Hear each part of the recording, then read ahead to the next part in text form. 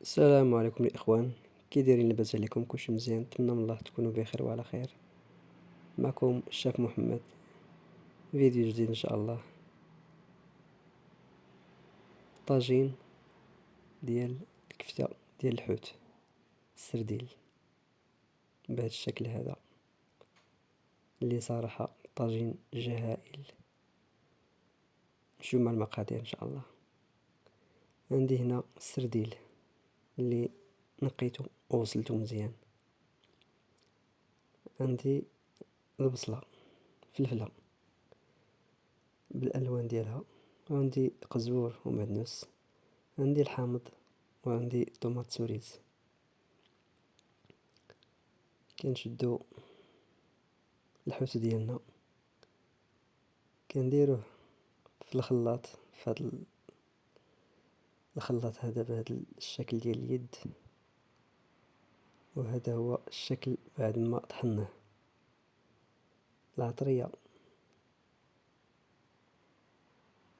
ملحة، ابزار، تحميرة، سكنجبير، كمون، الربيع، تومة، شوية ديال الهريسة.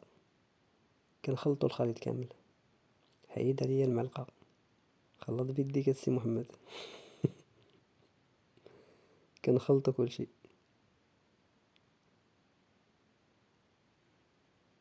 كنخلطو الخليط كفتة ديالنا باش تخلط لنا كاملة. الطاجين ديالنا هو هذا اللي درناه فوق البوطة وشعلنا عليه زويته، بصلة، طوماط سوريس. خليو الطاجين ديالنا يتشحر شويه. نخلطو البصلة ديالنا مع المطيشة سوريس مع زويته بعد ما تشحر لينا. صراحة متنساوش تجربوا هاد الوصفة هادي، طاجين هائل. وغتقولوا لي زعما راه كلشي كيعرف يدير الطاجين، ولكن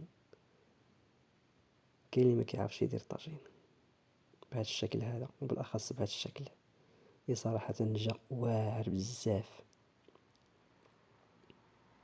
من بعد كنديرو طوماط سوريس، عفوا صوص طوماط. كنزيد صوص طوماط، كنخلط الخليط ديالي كامل. من بعد كنزيد الربيع، الثومه، وشويه ديال الملحه.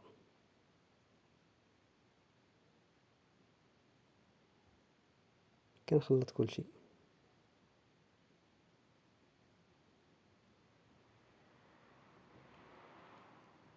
صراحه يا سلام،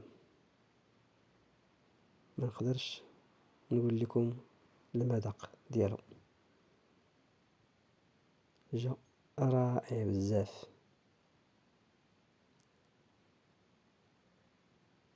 من بعد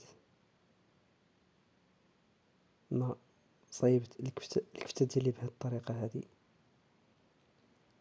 كنزيدها في الطاجين، نزيدها كامله في الطاجين ديالي كما تلاحظون.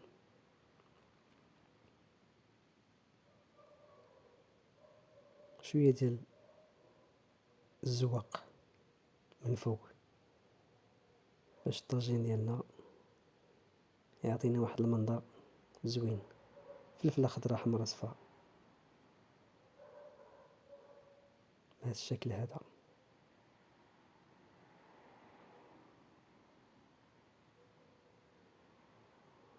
طوماط سوريس حتى هي،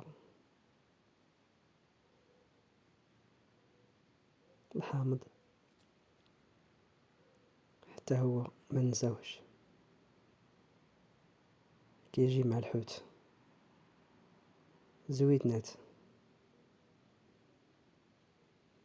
انا فضلت ندير الزيتون بالهضم، انا كنقول لكم وهذاك الشيء يا سلام، يا سلام. بعد ما طابقنا الطاجين ديالنا، هذا هو الشكل النهائي ديالو. جا، يا سلام، المذاق رائع. كفتة طيبة على حقها وطريقها، ذقتو جا واعر. أحبكم.